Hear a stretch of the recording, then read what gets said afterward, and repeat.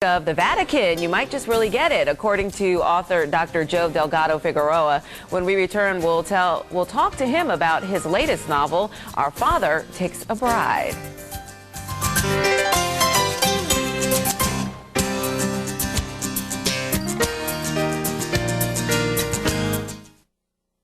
ABC News 4, hard-hitting journalism with depth and integrity. A team of professionals who bring you real news that affects your life. Live in North Charleston, Stephanie Hughes, Danielle Nottingham, Sean Koczynski, Justin Locke, Angela May, Ben Baker. Only ABC News 4 brings you Dean Stevens, winner of the South Carolina Associated Press Award for Best General Reporting. Only ABC News 4 has sports director Josh Morton, winner of AP's Best Sportscast Award. ABC News 4, real people, real news. We promise.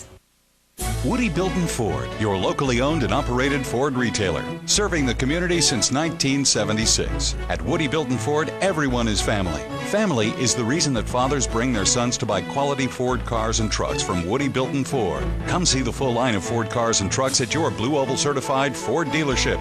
Woody Bilton Ford, Highway 52, Moncks Corner. Second generation, family owned, committed to serving generations to come. Woody Bilton Ford, built Ford tough. Sports 4 is brought to you by Woody Bilton Ford.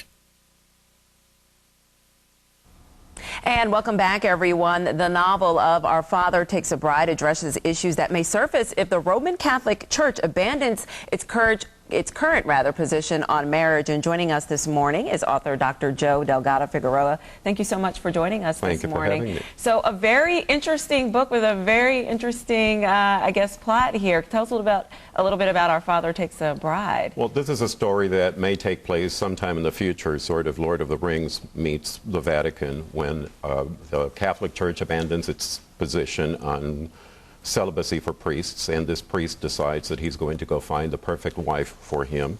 He finds the person he thinks is a perfect wife. Unfortunately, the church doesn't really think she's that perfect. She starts to step on big toes and starts to defy tradition. She's very independent thinking. And eventually things get too complicated and the priest is forced to make a decision that is not really what he had in mind. So this is set in modern times, of course. Yes, it is. Is it anywhere in the U.S.? Is there a particular setting for the story? No, on purpose. You can't tell where it is. And so you have a very interesting story. What inspired you to write this book? I used to be a Benedictine monk.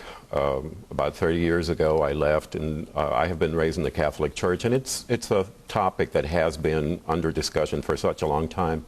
Right. And given current events in the Vatican, recent events, as a matter of fact, I think it's very timely. Right, of course. And so you said this isn't your first book. You have some others. Are they kind of similar or a little different? One of them at least touches on the same subject peripherally. It's titled Tropical Snow. The others don't really have anything to do with that. So how long did it take you to write this book? Were you thinking about that way back then? No, it took me about 6 or 7 months, about 2 years ago.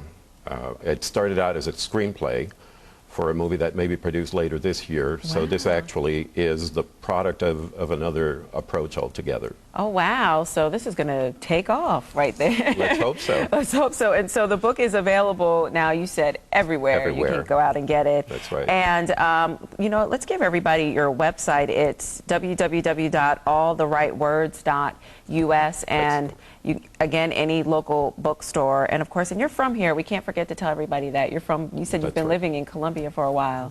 For 11 years now. For 11 years. All right. Well, thank you so much for joining us this morning. And it's Our Father Takes a Bride. Go get it. It's in your bookstores right now. And now we'll take a look at our school lunches for